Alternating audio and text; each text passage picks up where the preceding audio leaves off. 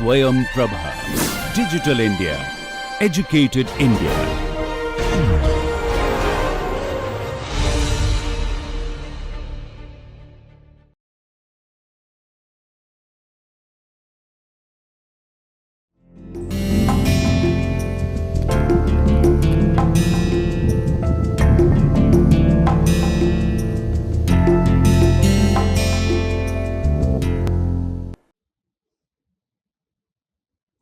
Good morning, dear students. Welcome to lecture number 28. In the previous lecture, we discussed the circumstances behind the outbreak of the Great Rebellion of 1857, the cause of the revolt, as well as the reasons behind the failure of the Great Rebellion of 1857. In this lecture, we are going to study the changes introduced by the British immediately after the Great Rebellion of 1857 and the historiographical trends. These two topics will be looked into in this lecture. As you have been told in the previous lecture, the British authority was restored with the capture of Delhi on 20 September 1857. After restoring the authority, major changes were introduced in Indian administration.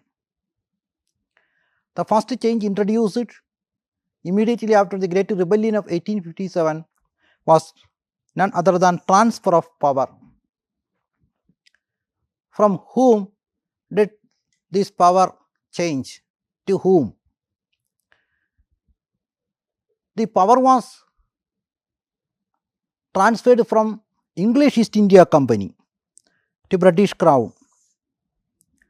From the acquisition of political power by the British in 1757 through the Battle of Plassey to 1857, the Indian administration was led by English East India Company. But in 1858, through the passage of the Government of India Act for the better administration of the country, the Indian administration was taken over directly from British Crown from English East India Company. Thus, the administration of the English East India Company came to an end in 1858. However, on behalf of the British Crown, the actual administration was carried out by the Secretary of State for India. He was the External Affairs Minister in Britain.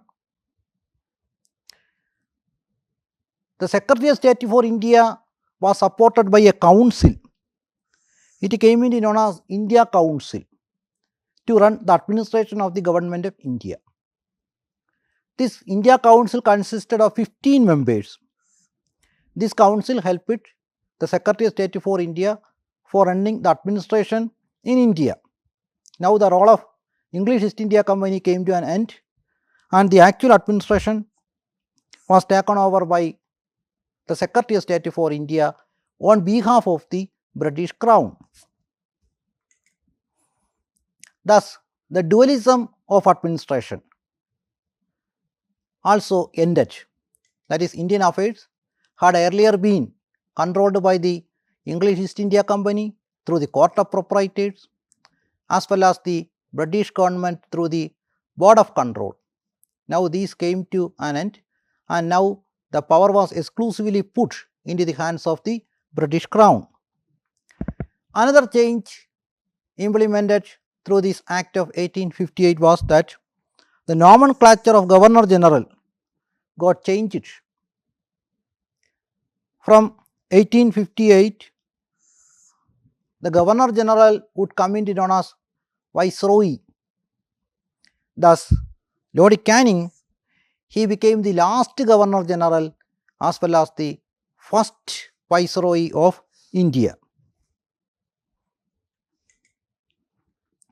As have been told earlier, the dualism of the control of the affairs came to an end the English East India Company controlled Indian affairs through the Court of Directors.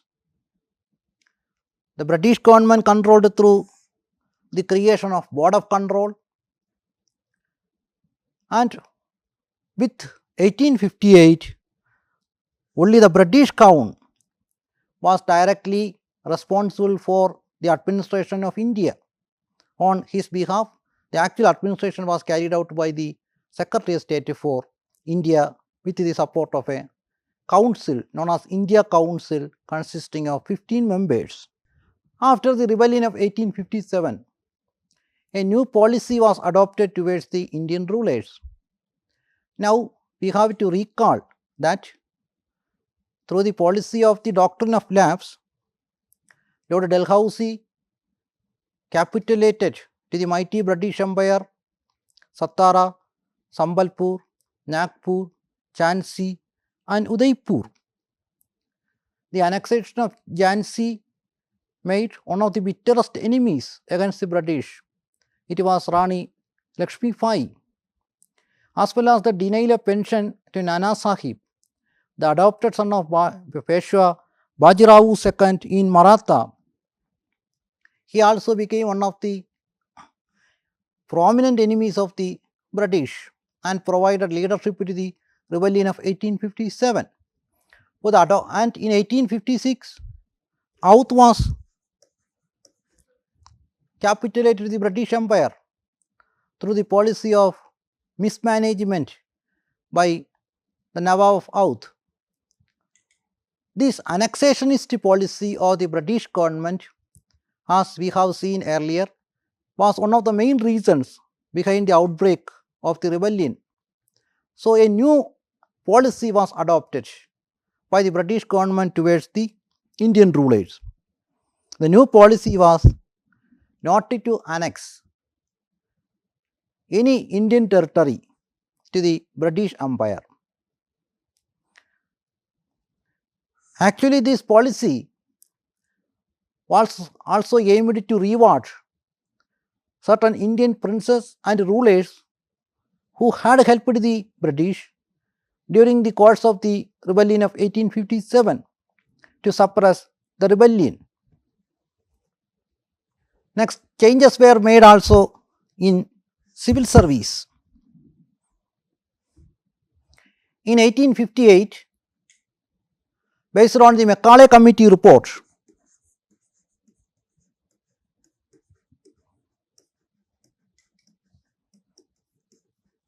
of 1854, open competitive examination was introduced in 1858 based on the Macaulay Committee report of 1854 for recruiting civil servants. However, the Civil Service Act was passed only in 1861, even though it was decided in 1858 to introduce merit system of civil service.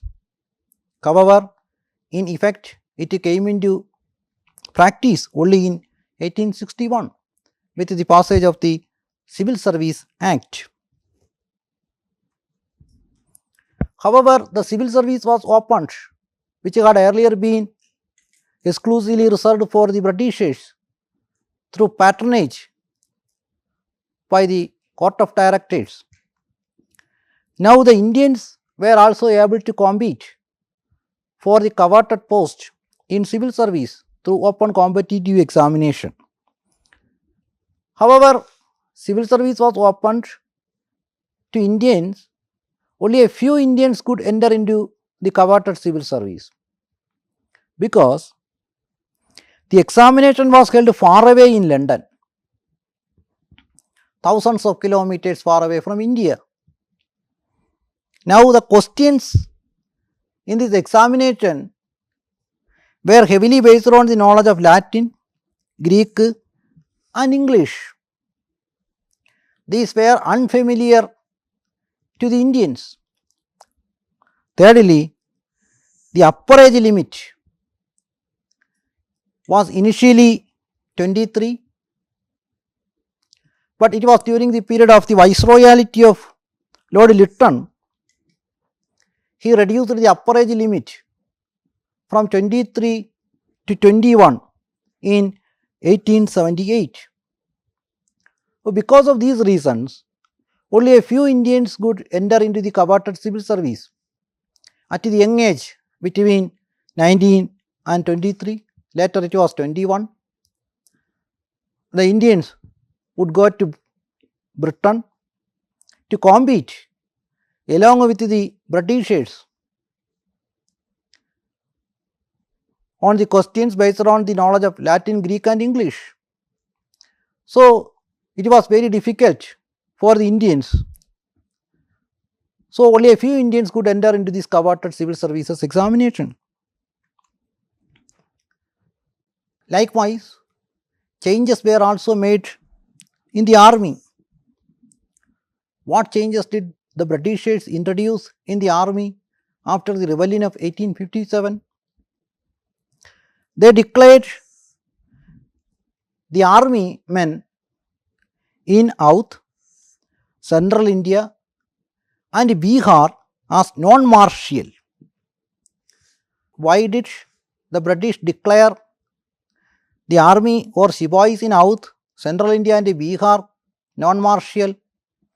Because most of the Sepoys from this region took place in the rebellion of 1857.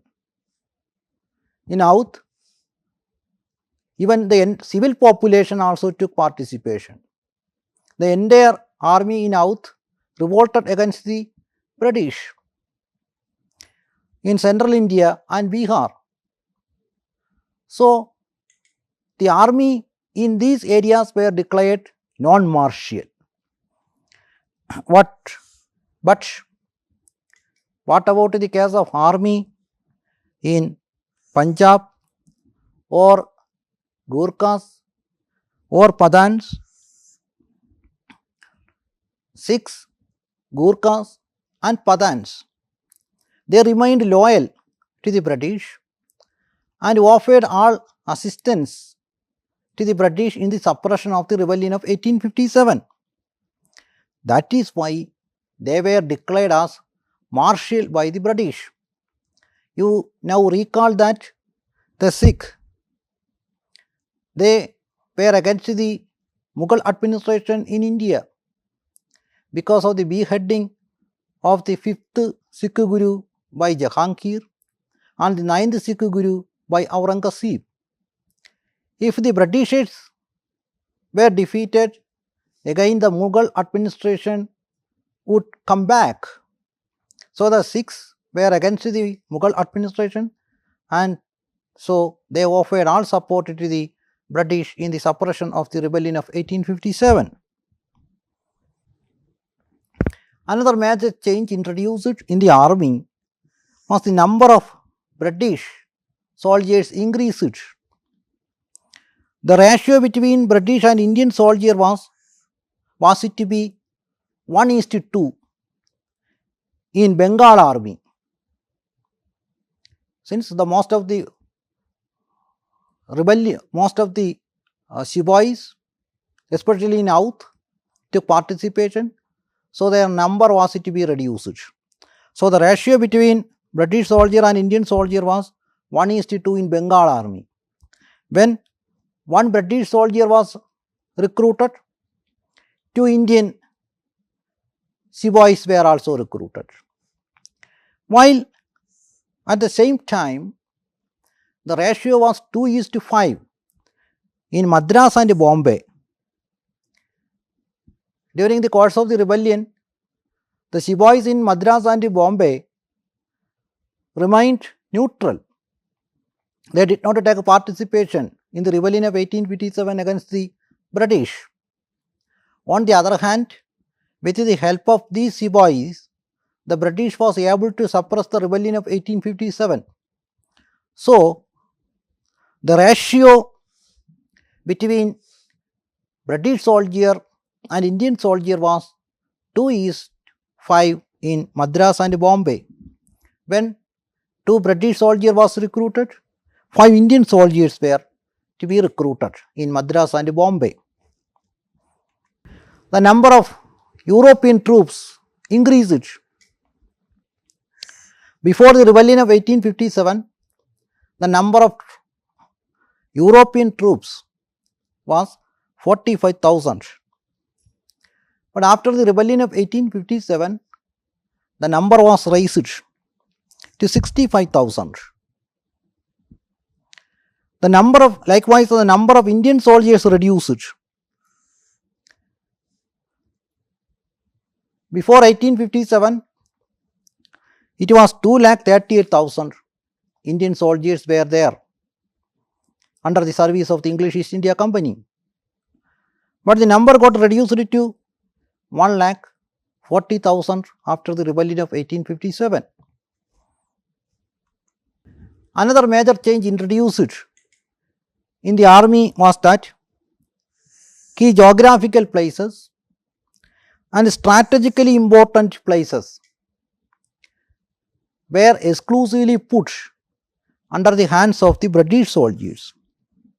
The Indian sepoys or soldiers were no longer be deployed at strategically important places or key geographical places. These places were exclusively put under the hands of the British soldiers. Again, Indian sepoys were not admitted to enter into the artillery where arms and ammunition were kept. During the course of the rebellion, the sepoys took away arms and ammunition from the artillery and used it against the British. Now, Indian sepoys were not allowed to enter into artillery. Then, in the army, all higher posts were exclusively reserved for the British. Indians would not be appointed into the higher ranks of the army. Efforts were also made to prevent the nationalist sentiments among the Indian soldiers.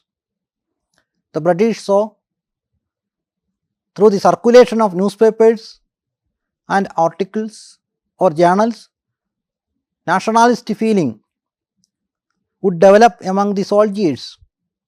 So, the British kept newspapers and periodicals from reaching to the Indian soldiers in order to prevent the development of nationalist feelings among the Indians. Through these periodicals and newspapers, the nationalist problems were articulated.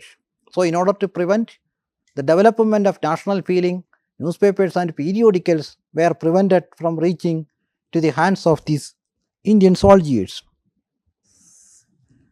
The policy of divide and rule was introduced by the British.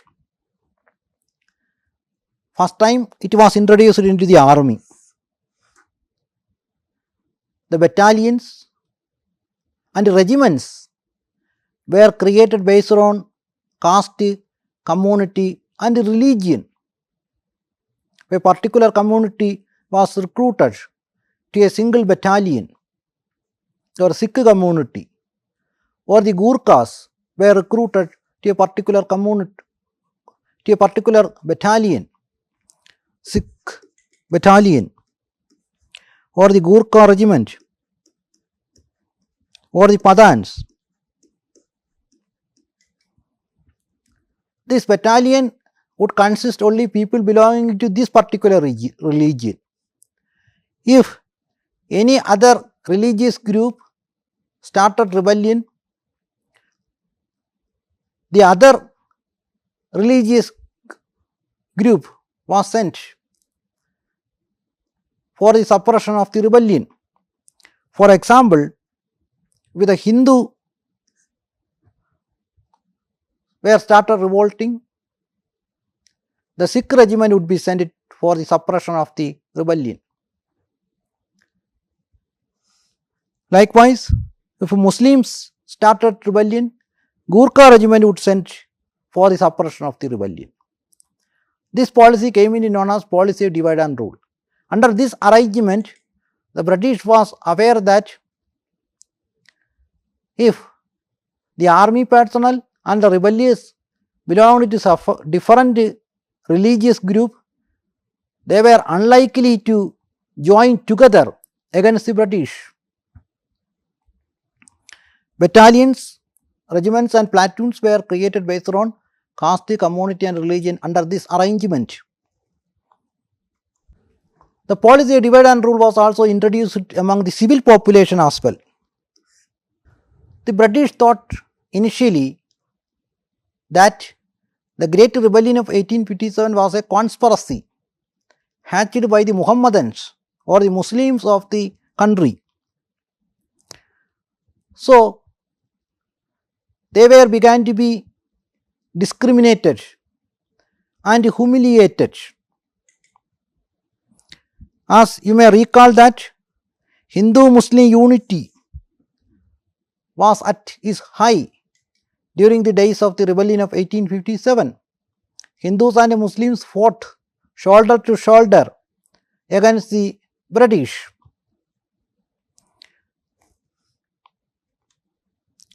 But this policy of discrimination, which had been followed since the suppression of the rebellion, the attitude was changed by 1870s with the publication of a book entitled Indian Mussalman, published by W. Hunter. In this book, W. Hunter argues for bringing Indian Muslims to the side of the British, for strengthening British touch. With the publication of this book, the attitude of the British government changed and they began to adopt a belated policy of appeasement towards the Muslims. As you recall that the social reform measures adopted by the British government also attracted reaction from the Indian population. The abolition of sati in 1829 by William Bentinck because of the efforts taken by Raja Ram Mohan Roy. Likewise, in 1850, Religious Disability Act was passed, making the inheritance of the converted of Hindus into Christianity possible. In 1856, Widow Remarriage Act was passed by the British. Even though all these social legislations were welfare measures, but it attracted reaction from the Indians. So, after the rebellion of 1857, it was decided not to intervene with the social customs and the religious practices of the Indians anymore. But by this, the British was indirectly supporting the social evils in the country. Now we are going to analyze the next topic, nature of the revolt of 1857. What was its nature? There was no unanimous opinion among the historians and scholars regarding the nature of the rebellion of 1857. There exist divergent views among the historians with regard to the nature of the rebellion of 1857.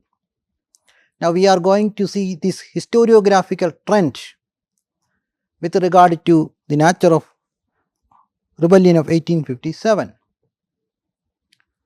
British historians like Kay, Trevelyan, Lawrence and Holmes, they used to consider the Great Rebellion of 1857 as a mere sepoy mutiny.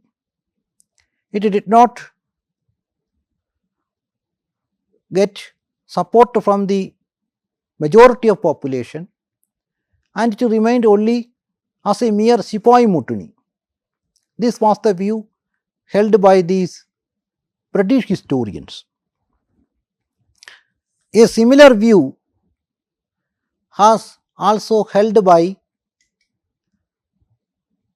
Indians, a large number of Indians, Munshi Jeevan Lal, Moinuddin, they held the view that the rebellion of 1857 was a mere Shiboi Mutuni.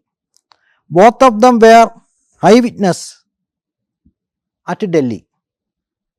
It was the first-hand information provided by the eyewitnesses of the rebellion of 1857. Another Indian, Durgadas Bandobadhyaya, he was an eyewitness at Bareilly. Sir Syed Ahmad Khan, he was Sadr Amin at Bijnor. He also held the view that the rebellion of 1857 was a mere Sepoy mutiny, did not accounting the support of the majority of the population. There were more views regarding the nature of the rebellion of 1857. Certain scholars argue that it was a religious war against the Christianity. Hindus and Muslims together conspired against the Christianity on religious grounds.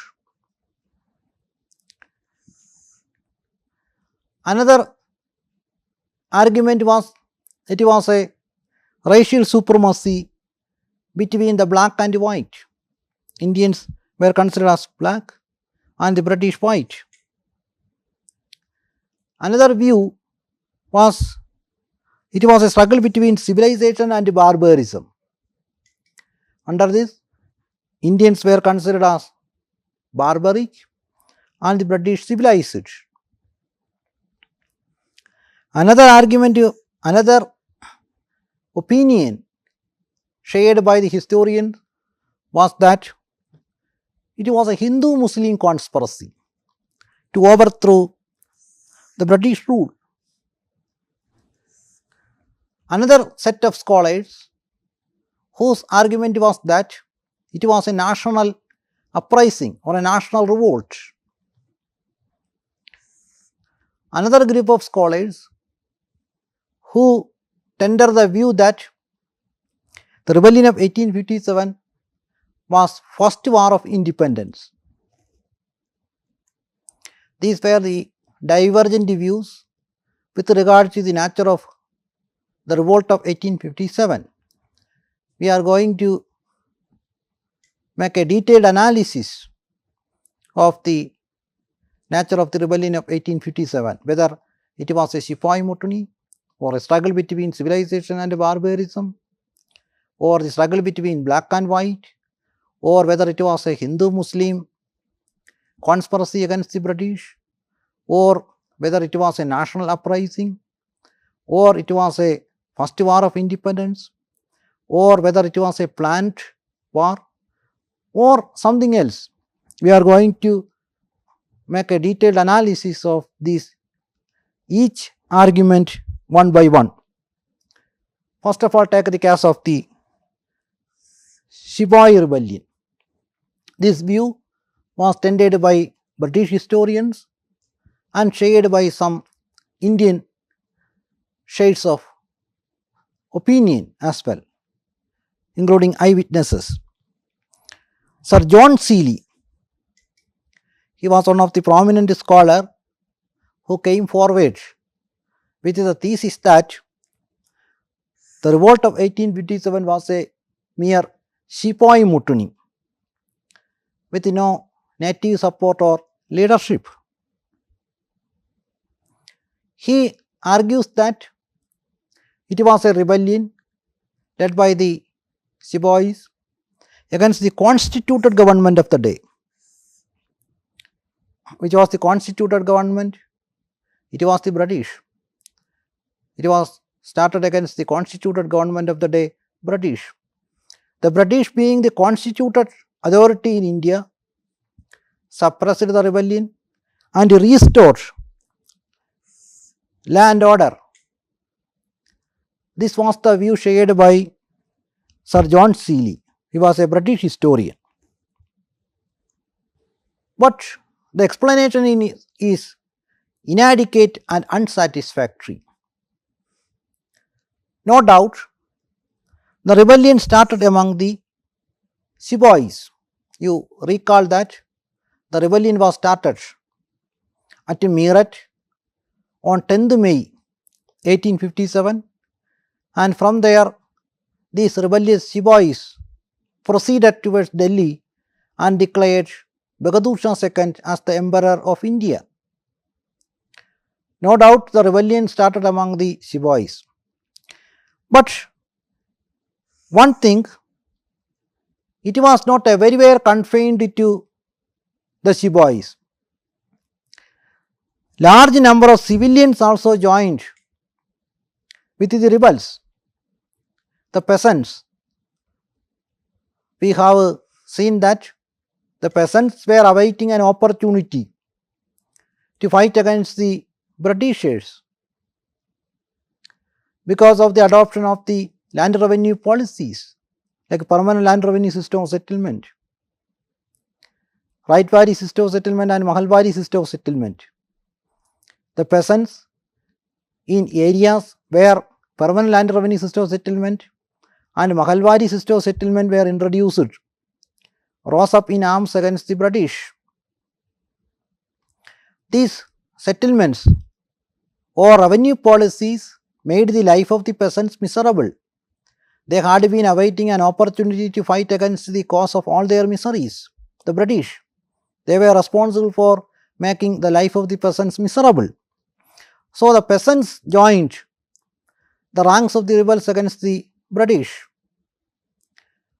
following which dispossessed zamindars and the dispossessed Indian rulers also joined the ranks of the rebels against the British. So this rebellion did not confine among the sepoys. A large number of civilians joined the ranks of the rebels against the British.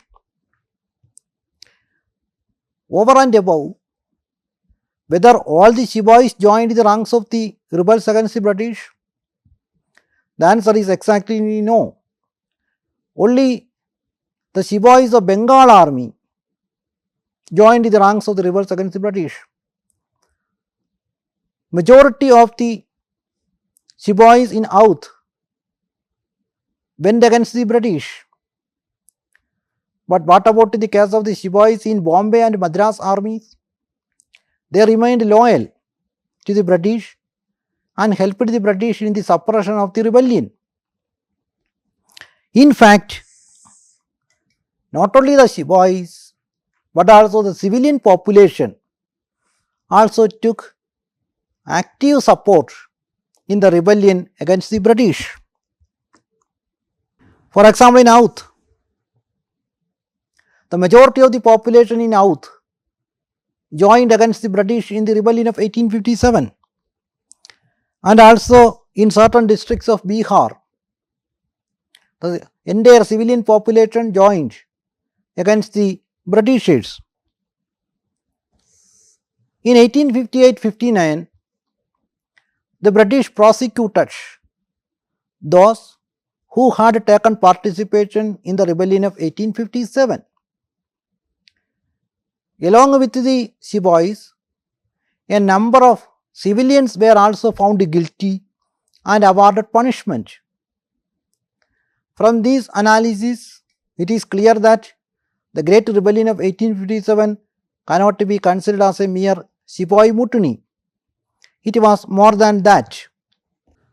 The second argument, we are going to see whether it was a religious war or not.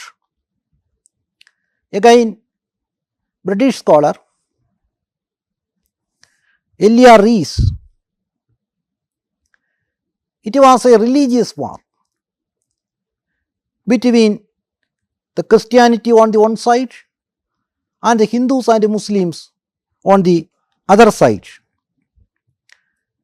No doubt, the Britishers emerged victorious, but not the Christianity over the Hindus and the Muslims. Likewise, Hindus and Muhammadans were defeated, but not to their respective religions. So it could not be considered as a religious war as stated by L.E.R. Rees. Had it been a religious war, Hinduism and Islam would have been suppressed, but this did not happen. Another view, it was a struggle between black and white. Indians black and the Britishers white. This was the another view shared by the scholars with regard to the nature of the rebellion of 1857. No doubt, all the whites, that is the British, ranged on one side. They fought it together against the suppression of the rebellion. But the case was different with regard to the blacks. Whether all the blacks ranged on one side, whether all the Indians ranged on one side, no. Certain blacks helped the Britishers. Blacks in the army, especially sepoys in Bombay and Madras armies, helped the British. Then Sikh community, Rajaputs, Nizam of Hyderabad, all of them helped the British in the suppression of rebellion, the rebellion of 1857. They had their own reasons to support the Britishers in the suppression of the rebellion. The Sikh feared the revival of the Mughal administration in India. The Rajputs, they feared the revival of Maratha Empire in Western India.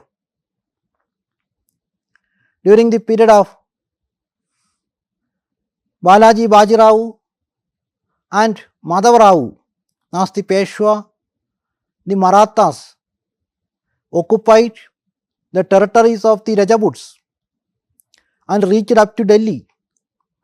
So these Rajaputs feared the revival of the Maratha Empire in Western India after the failure of the British. So naturally the Rajaputs supported the British in the suppression of the rebellion. Likewise, Nizam of Hyderabad, he was also feared the revival of the Maratha Empire in Western India. Both the Marathas and the Nizam of Hyderabad engaged in long-standing disputes. So they had their own reasons to support the British in the suppression of the rebellion. Likewise, the money lenders and the zemindars, whom did they support? The money lenders and big merchants and zemindars wholeheartedly support the British in the suppression of the rebellion. The money lenders and the zemindars whose continuance dependent upon the continuance of the British administration in India. So they had naturally, they supported the British in the suppression of the rebellion. But in this background, there were many blacks who supported the British in the suppression of the rebellion of 1857. So we should say that it was a struggle between the black on the one side and the white on the other side. But the white was supported by other blacks. So it cannot be considered as a poor struggle between the black and white. White got supported from blacks. Struggle between civilization and barbarism. This view has been shared by T.R. Holmes, an English historian. He argues that it was a conflict between civilization and barbarism. The rebellion of 1857 was a struggle between civilization and barbarism. Who was civilized here and who were barbaric? T.R. Holmes considered Indians as barbaric. Why did he consider Indians as barbaric? Because during the course of the rebellion of 1857, Indians engaged in the killing of European women and children. That is why he called Indians as barbaric.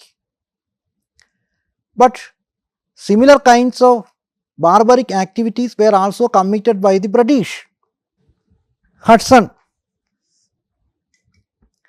he was the commander at Delhi during the course of the rebellion of 1857. He engaged in indiscriminate shooting of Indians at Delhi. Neil, he took pride in hanging hundreds of Indians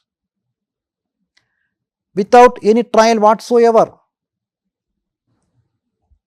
Whether these activities committed by Neil and Hudson civilized? No, they also committed the same barbaric activities which had earlier been committed by the Indians. So, it cannot be considered as a struggle between civilization and barbarism as conceived by T.R. Holmes. Another view was that the rebellion of 1857 was a Hindu-Muslim conspiracy against the British. It was James Outram and W. Tyler. They were the proponents of this theory. They state that it was the result of Hindu-Muslim conspiracy. But it could not be considered as a mere Hindu-Muslim conspiracy. This explanation is also inadequate and unsatisfactory. Not all the Hindus joined on religious line. Likewise, whether all the Muslims joined together against the British. Many Hindus supported the British. Likewise, many Muslims also supported the British. So, it could not be considered as a religious war because the Britishers commanded the support of both the Hindus and Muslims against the rebels. Many Hindu and Muslim sepoys also fought for the British against the rebels. In the above circumstance, this explanation is also found inadequate and unsatisfactory. National uprising. Whether the rebellion of 1857 was a national uprising or not. It was Benjamin Disraeli. He was a contemporary conservative leader in Britain. He later became the Prime Minister of United Kingdom of Great Britain. It was Benjamin Disraeli who held the view that the rebellion of 1857 was a national uprising or a national war against the British.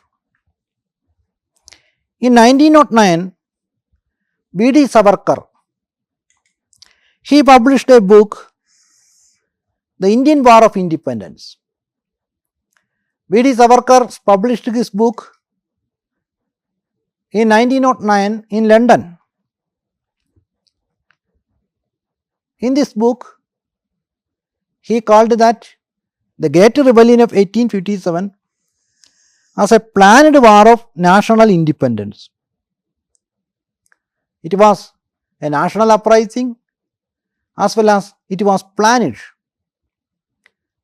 This view was shared by V.D. Savarkar in his book.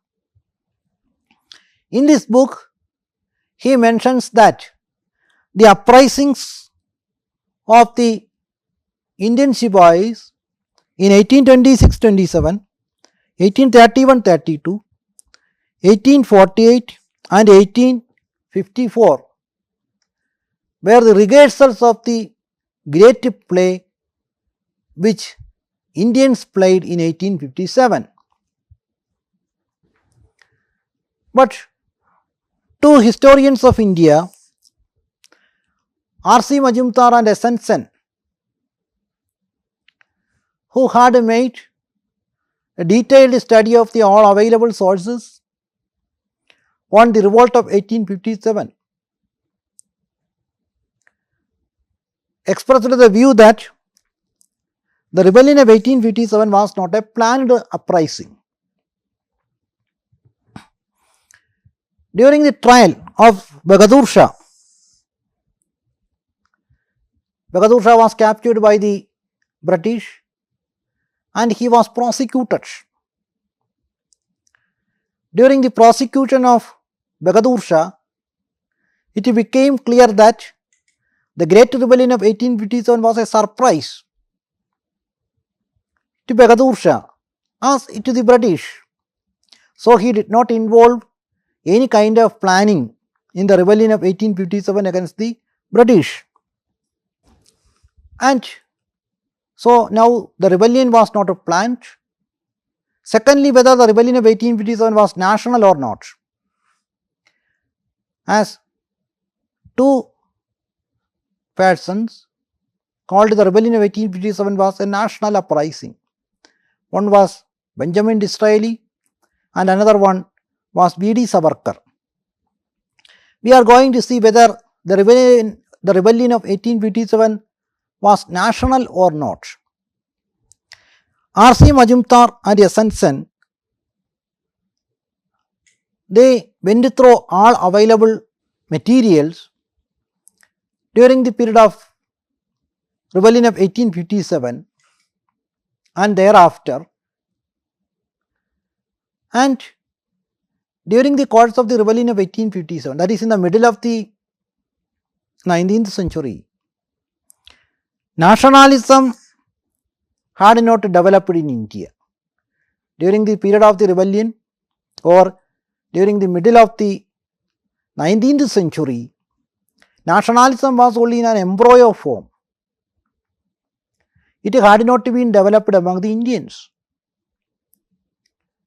Nationalism was developed in India only after 1870s because of the policies adopted by the British, like the English system of education, introduction of the railway, post, telegraph, uniform system of administration. Nationalism developed only after 1870s in India. There was no nationalism in India in the middle of 19th century or during the course of the rebellion of 1857. In this circumstance, how can we say that the rebellion of 1857 was a national uprising? It was only a mere geographical expression during the middle of the 19th century. In 1857, the people belonging to different parts of the country, Bengalis, Punjabis, Hindustanis or Maharashtrians and Madrasis, they never thought that they belonged to the same nation. They believed that they belonged to different nations. It was their belief. And coming to the leaders of the rebellion of 1857, whether the leaders of the rebellion of 1857 were national leaders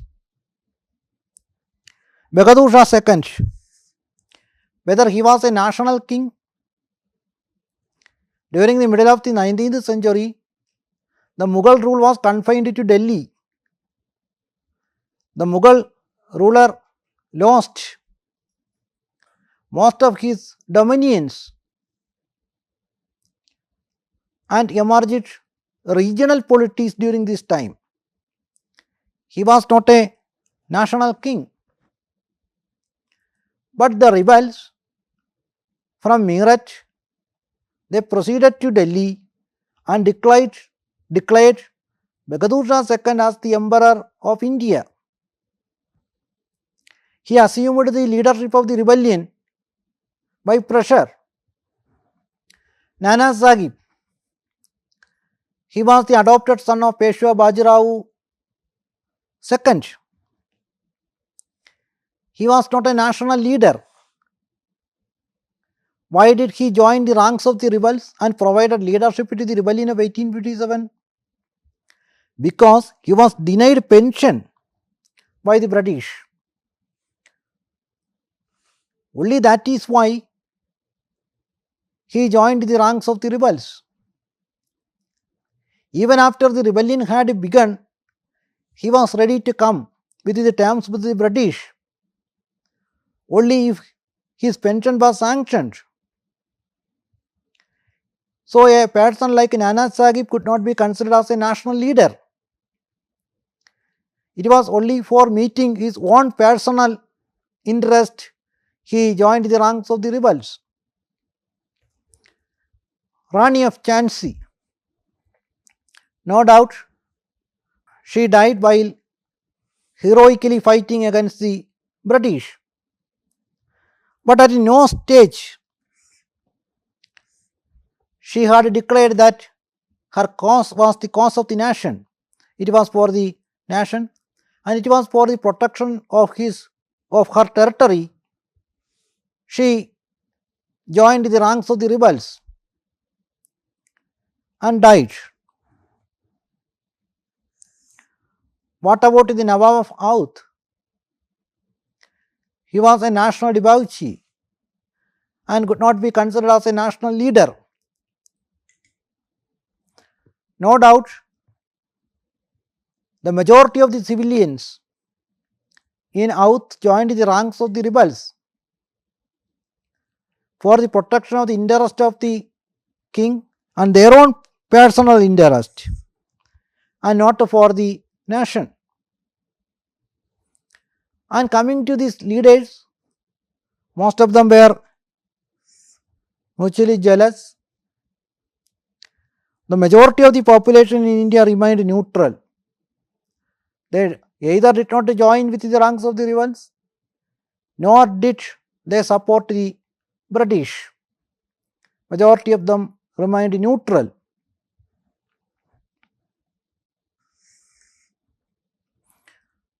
The movement or the rebellion of 1857 got mass support only in Oudh and Shagabad district of Bihar. In Oudh, the entire majority of the entire population joined the ranks of the rebel for the protection of their own interest. R.C. Majumdar, in his book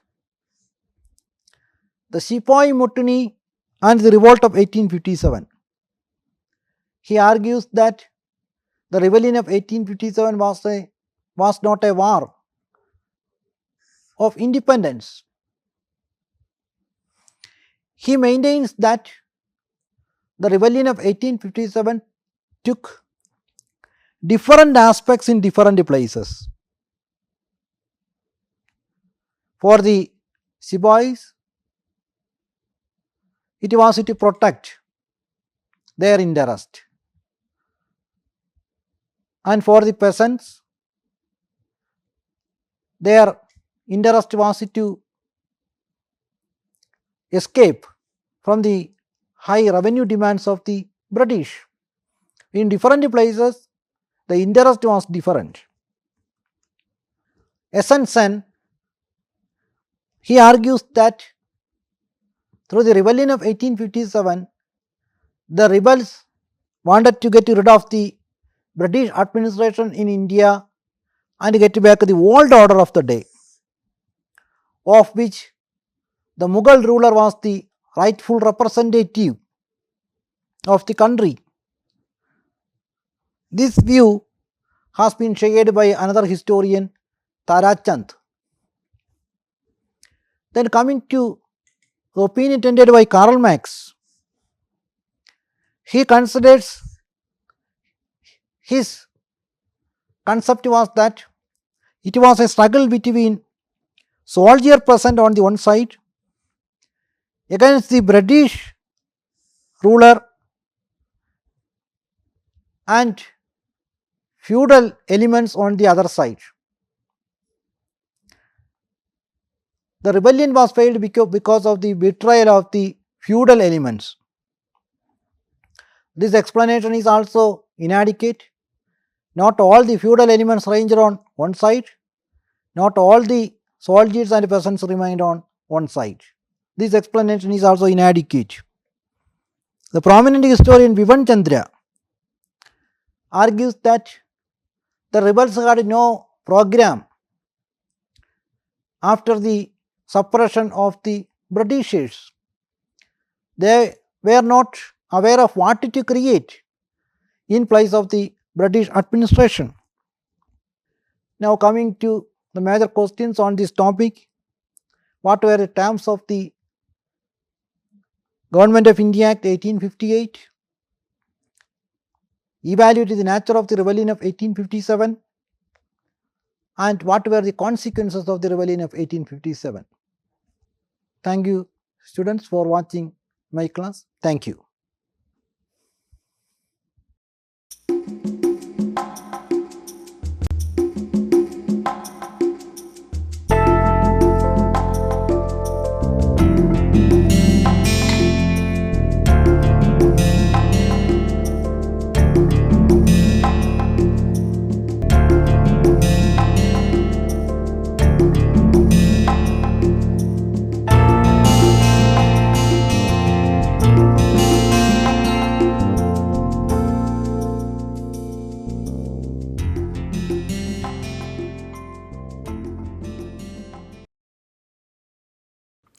Hello and welcome to this piece of literary snippet.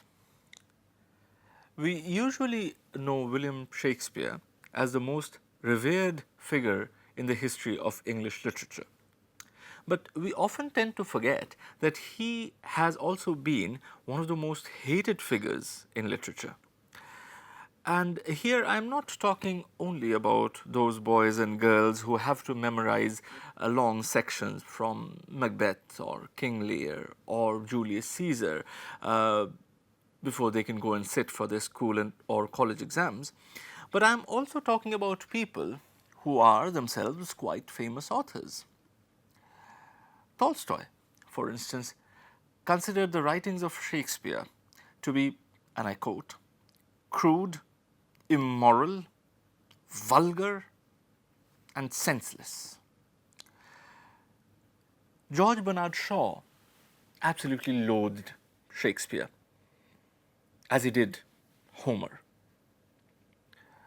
But perhaps no other criticism about Shakespeare is more damaging than the one which says that Shakespeare is a marvelous storyteller, provided someone has told him the story earlier. Now, this piece of criticism is particularly damaging because it is true. None of Shakespeare's plays contain any original story whatsoever. They are all written using pre-existing materials, pre-existing stories. Now, does that diminish the stature of Shakespeare as a dramatist? Well, I'll leave that for you to decide. See you in the next episode of Literary Snippets.